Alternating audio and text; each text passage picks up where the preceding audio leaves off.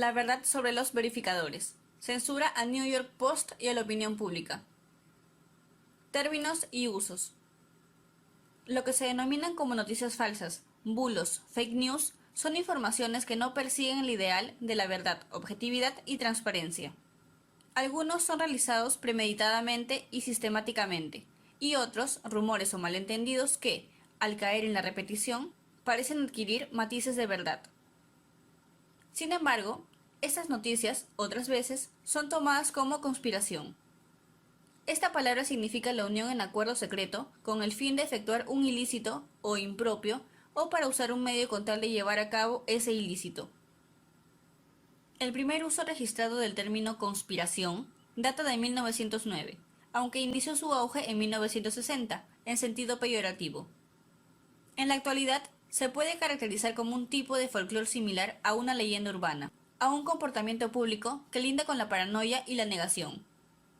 En tiempos de emergencia sanitaria mundial, se ha especulado e investigado de distintas maneras y los rumores entre el público han alimentado creencias carentes de sustento. Pero, ¿qué sucede cuando se realizan investigaciones serias que son tildadas como conspiraciones o noticias falsas? ¿Qué sucede cuando en algunas plataformas, como Facebook, se llenan de verificadores de la verdad y son ellos los que determinan qué es cierto y qué es una noticia falsa, la cual será retirada? ¿Son organismos independientes o responden a intereses? Detrás del negocio. Detrás de estos verificadores hay una estructura de poder que queda fuera de foco. Neutral y Maldita.es son ejemplos de verificadores que pretenden ocultar el pensamiento crítico que los periodistas intentan desarrollar no solo al tratar el tema del estado de emergencia sanitaria mundial, sino con distintas investigaciones de carácter social y político. Así tenemos, por ejemplo, que los verificadores de noticias arrojan como fuentes oficiales en temas de emergencia sanitaria mundial a la Organización Mundial de la Salud, que no es una organización pública sino privada financiada por diversos fondos de inversión, como la Fundación Bill y Melinda Gates. Neutral, por ejemplo, está ligada a la fundación de Bill y Melinda Gates, Netflix, Washington Post, entre otros, y a grandes fondos de inversión, como Vanguard Group, BlackRock, JP Morgan, Morgan Stanley, entre otros. La opacidad es una característica del poder actual. Vemos los verificadores y no lo que hay detrás de los verificadores hacia distintas capas de profundidad. Factcheck.org, PolitiFact y hasta FakeCheck de la cadena de noticias RT son parte de los más conocidos fact-checkers o verificadores de datos que denigran el trabajo de otros, pero no tocan su propio trabajo. Por eso tienen una fiabilidad limitada. El gran problema de declarar noticia falsa es la devaluación de la capacidad ética del servicio del verificador e incluso el de los medios que los usan, que han creado sus propios verificadores para desacreditar otras informaciones y o las vertidas en redes sociales, las mismas que ellos usan para verter sus contenidos. Hablamos de un binomio entre las redes sociales más importantes del planeta, con los medios de comunicación más influyentes que recomiendan sus propias noticias como fuentes oficiales, y a fuentes oficiales externas como instituciones, como si fueran inquebrantables y no cuestionadas. Como los medios se vuelven negocio y elementos de poder, los medios y la gente se van segmentando mercadológicamente. No se ha acostumbrado a informar a la gente con la verdad, sino a intentar segmentarla para entregarle un producto que vaya de acuerdo a un determinado perfil. ¿Qué interés puede tener Facebook en controlar a 2.500 millones de usuarios activos? Estos, a los que se pretende transmitir un mensaje único, uniformado, al que el periodismo independiente se le prohíbe publicar. Los grandes fondos de inversión, que hemos citado como ejemplo anteriormente, buscan censurar la crítica y la opinión pública en las redes sociales que ellos mismos crearon para personalizar a los usuarios y tenerlos como pieza del mercado. Verdad periodística, más lejos que nunca. No existe en la actualidad un consenso sobre qué es un bulo o noticia falsa y qué no lo es, a excepción de los casos flagrantes. Lo que constituye un dato falso se mueve en función de lo que el analista de fact-check considera que es la intención del fondo del medio, política y o publicación, y sus herramientas para desmontar muchas veces no pueden ser neutrales y apelan a citarse a sí mismos y a fuentes cuestionables. Lo contaban los profesores de ciencias políticas Joseph Oczynski y Raiden Butler, en su trabajo La epistemología del fact-checking. La metodología implementada por estos medios revisores sobre qué constituye una verdad y una mentira lleva a prácticas periodísticas dudosas, hiriendo a la vez a las profesiones periodísticas y políticas. Hacen, por ejemplo, referencia a la clasificación de verdad, verdad a medias, mentira flagrante. En coloridas gráficas en algunos medios estadounidenses se conduce al infotainment o entretenimiento informativo, que simplifica la forma de ver nuestro mundo, que es, como sabemos, mucho más complejo. Las noticias son más que el montaje y desmontaje de titulares llamativos o informaciones que se intentan desbaratar apostando por su desprestigio. Organizaciones, políticos y otros comunicadores hacen infinidad de aseveraciones diariamente. Es imposible fact-chequearlo todo, así que el procedimiento de sampleo que aplican es lo que se conoce en ciencias sociales como un acto de selección de casos, una actividad sesgada en sí misma. Por otra parte, como analizan algunos expertos, los medios que conocemos como bulos a veces no inventan la información, sino que la instrumentalizan, de forma más evidente que otros medios tradicionales, para calentar una postura en un debate y orientar al lector hacia una interpretación que no es rigurosa. ¿Para qué es útil el fact-checking? Para dar trabajo a los periodistas. Contaban Jan Elizabeth y Cara Cenella, dos profesionales del periodismo estadounidense, que el fact-checking es el nuevo negro. Desde las elecciones de 2016 ha dejado de ser una salvaguarda de la verdad, a ser una ascendente fuente de generar contenido por derecho propio. Las audiencias, hambrientas de artículos de verificación, hacen crecer el tráfico de los medios que les dan hueco. Aquí se especifica cómo. En el día de debate electoral en Estados Unidos, la mayoría de medios que proveían algún servicio de fact-check se llenaban en visitas, con contenidos de todo nivel que les valió caídas en sus páginas. Y los tres grandes medios del país en verificación de datos, PolitiFact, The Washington Post Fact Checker y factcheck.org, rompieron todos sus récords previos. España ya está en la misma dinámica. Hacia el 2019, 16 medios, entre ellos Politibot, Datadista, Público y RTVE, se han apuntado a un proyecto conjunto de verificación de datos, es decir, confirmando que habrá trabajadores dedicándose a esa casa de bulos. Se han llegado a acuerdos con Facebook, se han desarrollado aplicaciones y se proveen servicios de mensajería con la ciudadanía. Caso Bill Gates. Desde inicios de marzo del 2020, no hemos dejado de escuchar el nombre de Bill Gates, y parece que el estado de emergencia sanitaria mundial culminará cuando él decida. Gates ejerce su poder a través de su fundación Bill y Melinda Gates, donde realiza actividades filantrópicas de dudosa calidad. Hacia fines de los 90, el gobierno de Estados Unidos acusó a su empresa Microsoft, que dirigía Gates, de ser una compañía monopólica que ha trabajado la innovación, lastimado a los consumidores y pisoteado a sus rivales. Al tener su poder limitado por las regulaciones estatales, Gates puso todo su dinero en la fundación Bill y Melinda Gates, la cual, como entidad internacional, carece de regulación. ¿Cómo frenar los posibles escándalos mundiales ante negligencias o problemas similares a los que sufrió con Microsoft? Estratégicamente, invertir dinero en todos los medios de comunicación relevantes e influyentes hacia otros menores. El escritor y periodista del New York Times, David Borenstein, cuenta que hay grandes conflictos de interés inherentes al periodismo. Si estás haciendo un reportaje sobre la salud global o la educación y analizas un método innovador sobre ellos, tienes una gran oportunidad que las organizaciones que vayas a mencionar en el artículo estén financiadas por la Fundación Bill y Melinda Gates. Cubren el mundo entero con su financiamiento y son los principales financistas en estas dos áreas. Así se explica la masificación del sistema Common Core que el expresidente de Estados Unidos, Barack Obama, en cooperación con Gates, implementaron a pesar del rechazo popular, pero que los medios de comunicación defendieron. Vayamos ahora al sector salud, un tema que data del 2010. En ese año ya se reportaba cómo la Fundación Bill y Melinda Gates se adueñaba de las ideas de salud global y los medios de comunicación. En la cadena televisiva estadounidense PBS, un periodista propuso una serie de temas relacionados a la salud a la Fundación Bill y Melinda Gates, lo que le valió un contrato por $3.6 millones para desarrollar el tema. Es importante tener en cuenta que casi todas las historias financiadas por Gates cubren un punto importante de su agenda, como la malaria. pero la cobertura de la PBS en Tanzania habló, principalmente, de la eliminación de la malaria en regiones específicas en lugar de la erradicación mundial, que es más difícil y controversial. El periodista de la PBS, Ray Suárez, dijo, en su momento, que en Washington vi a Bill y Melinda dar una presentación sobre la salud global en un auditorio repleto de gente del Congreso, el Poder Ejecutivo, los think tanks y los medios de comunicación. A ninguno le exigió un enfoque político o un protocolo de medicamentos, solo la pauta de cómo insistir en la idea de que el conocimiento público crea apoyo para los refuerzos de la salud global.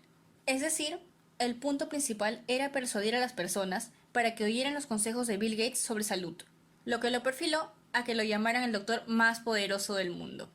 Muchas veces, los pagos de Gates no se dan a través de su fundación, sino a través de organizaciones pantalla como Malaria No More. Una búsqueda superficial nos muestra que esta fundación está financiada por Bill y Melinda Gates y medios como Time Warner y Fox. La financiación a los medios y sus comunicadores para la publicidad del tratamiento de la malaria, uno de los proyectos de Gates, que incluye mosquitos modificados que inyectan vacunas, tiene unas pautas a seguir. Durante su recorrido, se visitan clínicas y centros de tratamiento, se conversa con expertos en enfermedades, escuchan a las organizaciones que luchan para combatir las enfermedades y entablan diálogos con los periodistas locales. A cambio, se espera que los participantes generen historias en base a la información que obtuvieron. La mejor forma de tener periodistas a su favor es entrenándolos él mismo. Gates financia la NPR, una organización de medios estadounidenses que produce programación para una red nacional de más de 1000 estaciones. Hacia fines del 2019, la NPR había mencionado a la Fundación Bill y Melinda Gates más de 560 veces, incluido 95 veces en Goats and Soda, el blog de salud y el desarrollo global del medio que Gates ayuda a financiar. Esta modalidad también la repitieron en Reino Unido. La BBC recibió millones de la Fundación Bill y Melinda Gates para promocionar sus iniciativas en salud e inyecciones. Cuando el medio de Seattle Times preguntó sobre las donaciones, un vocero de la Fundación Gates dijo que no eran para aumentar la capacidad periodística de la BBC, sino una forma de educación pública. Básicamente, educar a la gente utilizando la cadena noticiosa como medio de propaganda. Dos periodistas que han investigado a Gates citan lo que parecen ser esfuerzos más explícitos para ejercer influencia periodística. En un artículo de The Huffington Post del 2017, titulado Bill Gates no te salvará del próximo ébola, mostraron cómo el enorme financiamiento de Gates ha orientado la agenda de ayuda mundial hacia los propios objetivos de la fundación, lejos de la preocupación por responder a brotes de enfermedades. Esta narrativa se ha disuelto con la actual crisis de emergencia sanitaria mundial, ya que los medios de comunicación desde Los Angeles Times hasta PBS o STAT retratan a Gates como un líder o un visionario que puede salvar el mundo. Robert Fortner, uno de los periodistas, habla de un nuevo periodismo, el periodismo de soluciones, que se centra en la resolución de problemas y no solo en los problemas en sí. Eso ha atraído el patrocinio de la Fundación Bill y Melinda Gates, que destinó 6.3 millones a Solutions Journalism Network para capacitar a periodistas y financiar proyectos de informes. Gates es el mayor donante de esta organización y financia una quinta parte de sus fondos de por vida. La Solution Journalist Network también recibe financiamiento de Google, Chan Zuckerberg Initiative o la fundación del dueño de Facebook, la Fundación Ford y el Pulitzer Center, también de Gates, entre otros. Todo esto nos lleva al 2020, el año de la pandemia. El sitio Columbia Journalism Review reporta que la Fundación Bill y Melinda Gates ha aportado, por lo menos, $250 millones en reportajes favorables hacia él mismo. Entre otros medios de la inversión destacan NPR, BBC, NBC, Al Jazeera, ProPublica, National Journal, The Guardian, Univision, Medium, The Financial Times, The Atlantic, The Texas Tribune, Gannett, Washington Monthly, The Monde y Center for Investigative Reporting. A esto se le suma el apoyo del senador Mitt Romney, con sus empresas Bain Company y Bain Capital, las cuales tienen peso en los medios estadounidenses, sin olvidarnos de los mexicanos, ya que Bill Gates es uno de los accionistas principales de Televisa. Gates también financia las organizaciones de fact-check más importantes del mundo, y así evitar cualquier noticia en su contra, tildándola de teoría conspiracionista, bulo o fake news. Una de ellas es Africa Check, curiosamente el lugar predilecto para sus experimentos. También la página PolitiFact, que salió a defenderlo cuando se filtró que sus hijos no estaban vacunados.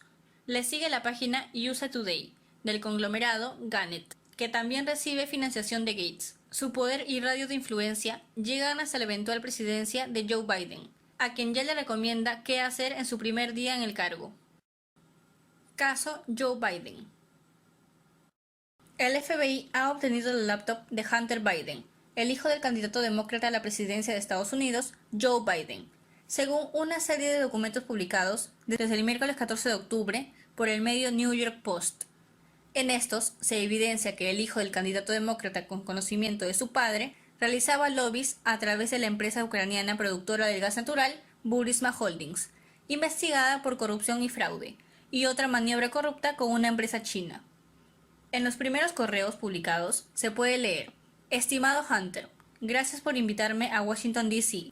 y darme la oportunidad de conocer a su padre y pasar tiempo juntos. Es realmente un honor y un placer. Escribió el asesor de la Junta de Burisma, Vadim Posharsky, a Hunter Biden el 17 de abril de 2015, con su padre como vicepresidente de Barack Obama. Un correo electrónico anterior, de mayo del 2014, también muestra a Posharsky pidiéndole a Hunter consejos sobre cómo podría usar su influencia en nombre de la compañía. Ha publicado en New York Post. En el año 2015, cabe recordar, Joe Biden, junto a la Unión Europea y el Fondo Monetario Internacional, presionó para obtener la renuncia del fiscal que estaba investigando a Burisma por corrupción, Viktor Shokin. El Fondo Monetario Internacional también amenazó con retener $40.000 millones a Ucrania si no eliminaba a Shokin, quien, finalmente, fue despedido en marzo del 2016, cuando su investigación sobre Burisma ya había estado inactiva durante un tiempo. La presión ejercida por Biden para el despido del fiscal fue denunciada por los republicanos 4 años más tarde, en 2019, pero desembocó en un proceso de impeachment, al que se tuvo que enfrentar Donald Trump por, supuestamente, haber intentado explotar lo que muchos consideran uno de los puntos más débiles de Joe Biden, su hijo Hunter. El candidato demócrata, por su parte, negó los hechos, declarando el 21 de diciembre de ese año: «Nunca he hablado con mi hijo sobre sus negocios en el extranjero. Trump está usando un abuso de poder y cada elemento de la presidencia para tratar de difamarme». Los correos electrónicos aparecieron en un ordenador portátil que fue entregado en un taller de reparaciones en el estado natal de Biden, Delaware, en abril de 2019. Ante la ausencia de quien reclamase el dispositivo, el dueño de la tienda alertó al FBI del material que contenía el ordenador. Las fotos de una citación judicial federal de Delaware entregadas a New York Post muestran que tanto la computadora como el disco duro fueron confiscados por agentes federales en diciembre de 2019, según informó el periódico. Pero antes de entregarlo a las autoridades, el dueño del taller se quedó con una copia y se la dio a Robert Costello, abogado del exalcalde Rudy Giuliani, quien entregó el material extraído a New York Post, después de que el ex asesor de Trump, Steve Bannon, revelara su existencia. Otros correos electrónicos, entre tanto, revelaron que Hunter Biden seguía acuerdos lucrativos con la empresa china CEFC. La correspondencia trata sobre Hunter Biden en la que habla de negocios, incluyendo algunos que, según sus propias palabras, serían interesantes para él y su familia. Una serie de correos electrónicos enviados a Hunter Biden el 13 de mayo de 2017 contienen conversaciones sobre compensaciones para 6 personas involucradas en un negocio no definido, y Hunter Biden es nombrado como presidente o vicepresidente dependiendo del acuerdo que se trate y de un pago especificado de $850. Los correos electrónicos también detallan un acuerdo provisional, donde el 80% de unas acciones se dividirán entre 6 socios. En otra serie de correos electrónicos, con fecha de 2 de agosto de 2017, se discute un acuerdo con Ye Jianming, en aquel entonces presidente de CEFC, empresa que pertenece en un 50% a Hunter y en la que tiene una garantía de 3 años de pagos de $10 millones anuales que serían para compensar sus presentaciones. Ye Jianming tiene vínculos con el ejército y el servicio de inteligencia de China, y fue detenido por las autoridades en el 2018. Una foto del 1 de agosto del 2017 muestra un diagrama escrito a mano que ilustra la división de la propiedad de Hudson West entre Hunter Biden y un presidente.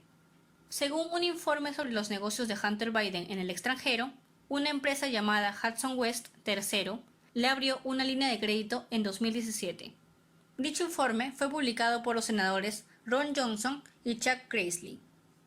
Otro documento llamado Carta de Compromiso de Abogados se ejecutó en septiembre de 2017. Demostró que Patrick Ho, uno de los principales socios de Jay Jianning, llegó a un acuerdo con Hunter Biden para pagarle un anticipo de $1 millón por asesoramiento en asuntos relacionados con la ley estadounidense y asesoramiento relativo a la contratación y análisis legal de cualquier bufete y abogados de Estados Unidos.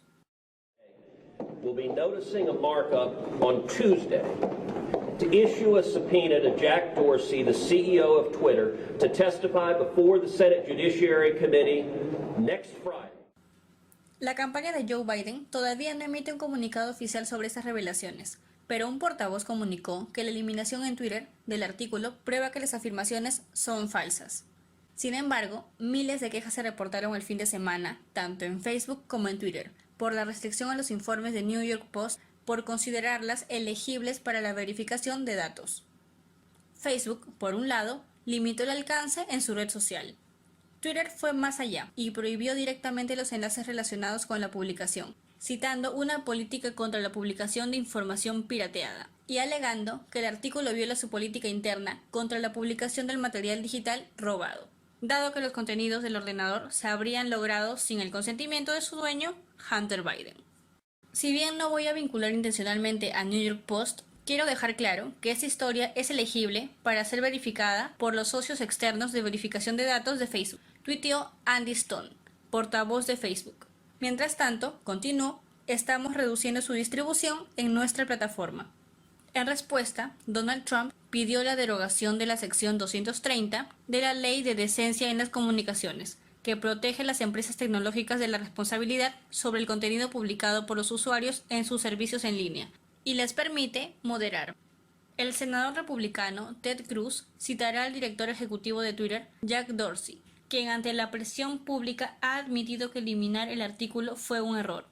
Sin embargo, esta injerencia en la campaña política de los Big Tech, sin precedentes, pretende censurar el discurso público.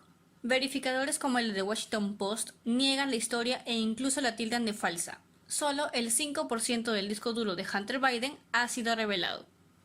Al cierre de este reportaje, también se filtraron cintas sexuales de Hunter Biden, en el que el hijo del candidato demócrata abusa sexualmente de adolescentes chinos menores de edad, sin olvidarnos de sus fotografías ya publicadas fumando crack y con el torso desnudo en una bañera. Tanto el caso de Gates como el de Biden, ambos, curiosamente, del mismo partido, homenajeados a su tiempo por el expresidente Obama, muestra que el periodismo de este tiempo ha perdido virtud, objetividad y esencia. Estas prácticas fraudulentas se imitan a lo largo del mundo, y está en nuestras manos buscar la información en el lugar adecuado. Los servicios de fact-check y quienes están detrás de ellos no hacen más de lo que ustedes y nosotros podemos hacer.